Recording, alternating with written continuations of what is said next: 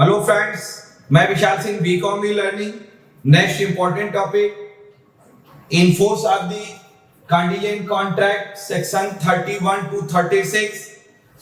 Contingent contract in the no happening and happening, संयोगवश कोई कार्य होने या न होने पर डिपेंड करता है। यदि बारिश होगी तब हम आपको 5,000 रुपए देंगे, नहीं होगी तो नहीं देंगे। This is conditional and unconditional. कुछ कारण होती है, अनकंडीशनल सरकमटेंस होती है। इंडियन कॉन्ट्रैक्ट एक्ट 31 के अंतर्गत यह टोटल रूल डिवाइड की जाती है कि आप यह हैपनिंग के ऊपर डिपेंड होता है। वो कंडीशनल हो सकती है, नॉन कंडीशनल हो सकती है। Contingent contract is in future event, भविष्य पे निर्भर करती है। अनसर्टेन, दोनों पक्ष को किसी भी होने या न होने की कोई जानकारी नहीं होती है। इस संबंध में टोटल रूल दिए जाते हैं जो सेक्शन 31 कहता है। Section 32, contingent contract depend on the happening and uncertain future, भविष्य में होने पर निर्भर करती है। अभी मैंने बताया। अब इस सेक्शन भविष्य में क्या है, फॉर एग्जांपल आप देख सकते हैं कि यदि मिस्टर ए ने कहा कि मिस्टर बी के बेटी के साथ यदि शादी होगी तो हम भविष्य में अपनी प्रॉपर्टी मिस्टर बी के सन बेटे को देंगे। लेकिन शादी हो, देखिए दिस इज फ्यूचर इवेंट। पहला फ्यूचर इवेंट हुआ कि मिस्टर ए मिस्टर बी के बेटे के साथ शादी करना चाहते हैं, तो अब ये फ्यूचर में शादी होगी तब वह यह अपनी प्रॉपर्टी अपने दामाद को देंगे, मिस्टर बी को नहीं देंगे, अपने दामाद को देना चाहते हैं। This is the contingent contract in the section 32। आपको कहता है सच event became impossible contract is bad. अब उस समय वो कॉन्ट्रैक्ट पूरा होगा नहीं होगा या व्यर्थ मानी जाएगी। Next, section 33, in the contingent contract depend on the non happening and uncertain future event. अब ये सेक्शन 33 आपको होगा या नहीं होगा, नॉन हैपनिंग पर डिपेंड करती है। And the uncertain future event enforced by law, जिसे आप कानून रूप से ही लागू कर सकते हैं, जनरल प्रिंसिपल से उसे लागू करना संभव नहीं है। Became impossible and not before, वह पहले कार्य नहीं हो सकता है।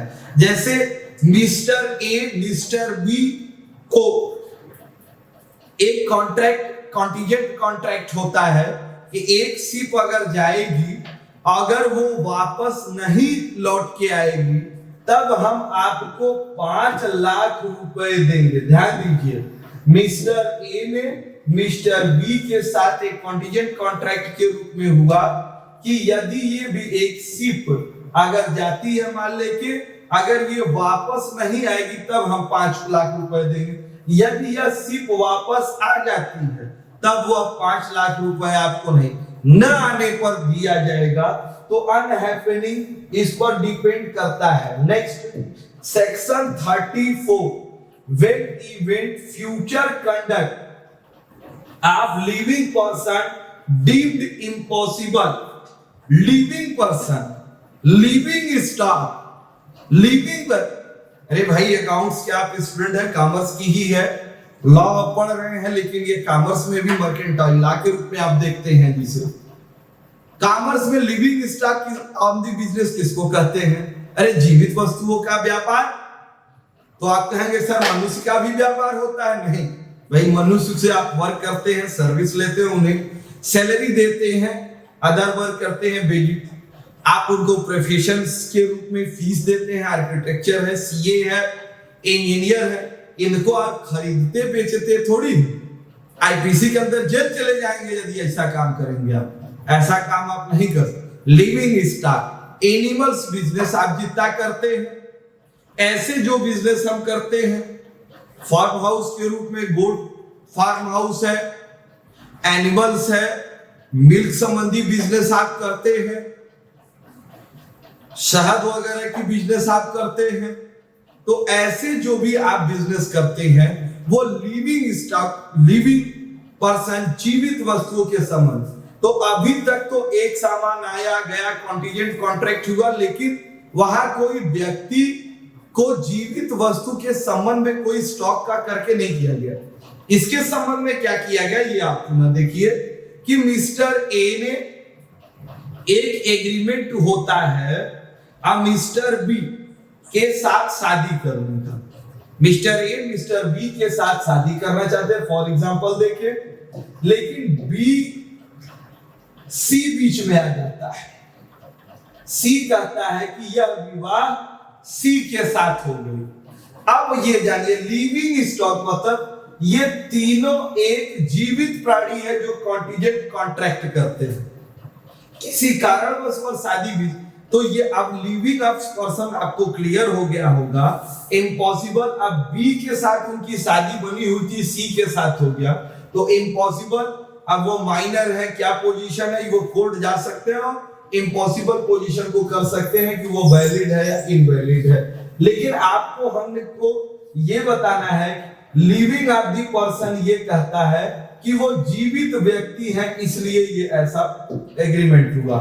तो यहाँ आप टोटल देख सकते हैं, available the according term contract में possible only after condition circumstance get further. तो वो एटमॉस्फेयर सर्कमस्टेंस पर डिपेंड करती है।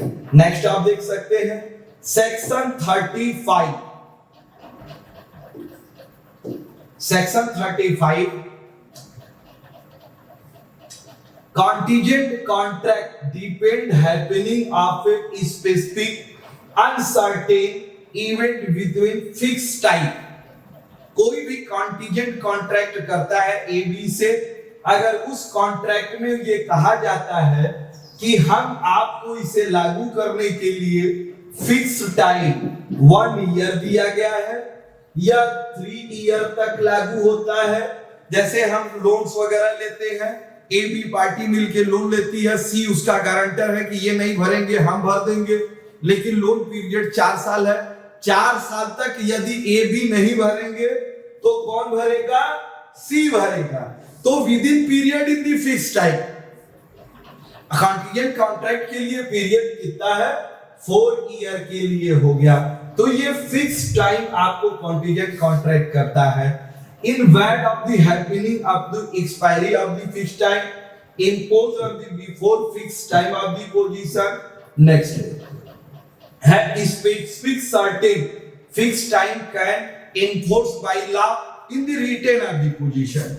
specific period, लेकिन दोनों लोग जब एग्रीमेंट करते हैं तो रिटेन में कहीं शो होना चाहिए expiry of the fixed time। next है section 36। section 36 contingent agreement depend on happening impossible event, जिसे हम अनिश्चित हैं, जिसे हम लागू नहीं कर सकते हैं, किसी भी दशा में वह कार्य होने का संभव नहीं, ऐसे कॉन्ट्रैक्ट टोटल वैड माने जाते हैं। ऐसे कॉन्ट्रैक्ट को हम इम्पोज, ला बाई इम्पोज हम नहीं कर सकते हैं। Impose of the no and not no party agreement time with the bid made, ऐसे ही जब भी जानकारी होगी वो तुरंत इम्पॉसिबल। आज आपने पूरे video starting to enforce contingent contract के सेक्शन 31 से 36 को देखिए। स्टार्टिंग टू एंड वीडियो देखने के लिए धन्यवाद। आप अपने इस चैनल वी कामी लर्निंग को like, subscribe and share. Thank you.